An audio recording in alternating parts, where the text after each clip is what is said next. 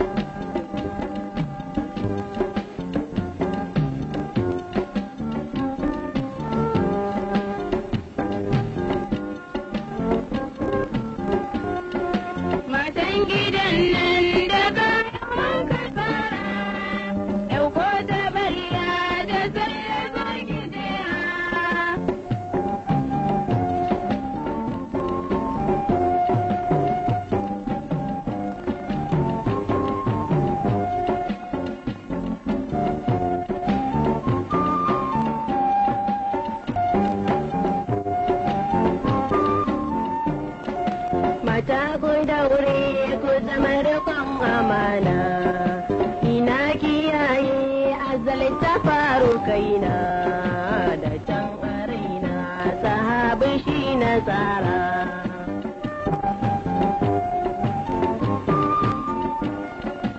Abin tagaiti sannan abin mamaki, yau ga aboki na yaudarar aboki. Aure matarsa da rashin dabara.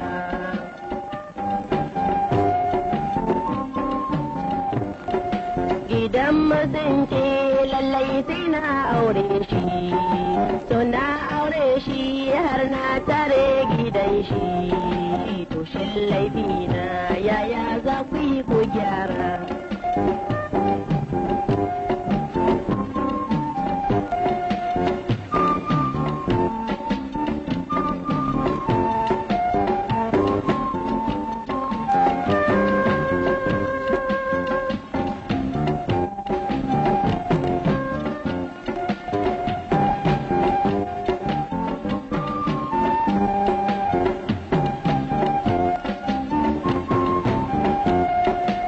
Karki damu da sai ki duba, shi dai sahabi ba san aure yake ba, zai bata harkar shi ne ya sa na gyara.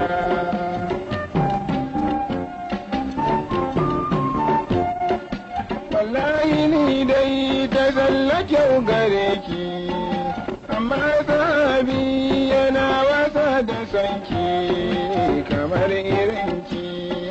Za mu yi asara.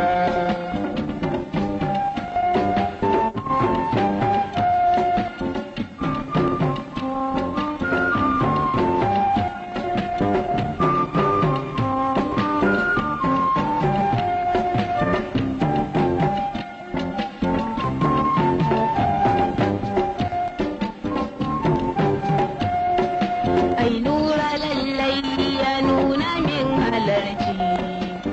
Gaskiya ni dai ya ci min mutunci, da sanda Allah zai nuna mai ishara.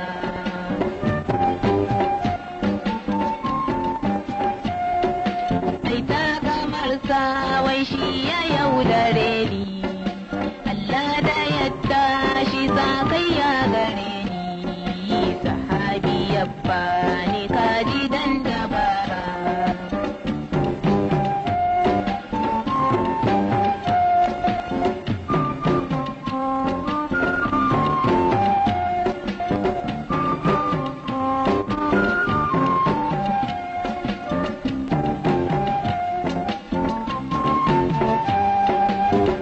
Wata sallah ai ita baruwanta, ai nura shi ne ya yi mini halin karanta, ya yaudare ni da ke an yi asara.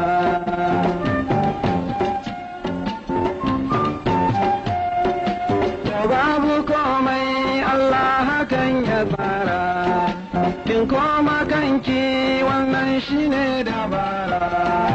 Ki ko ta sallah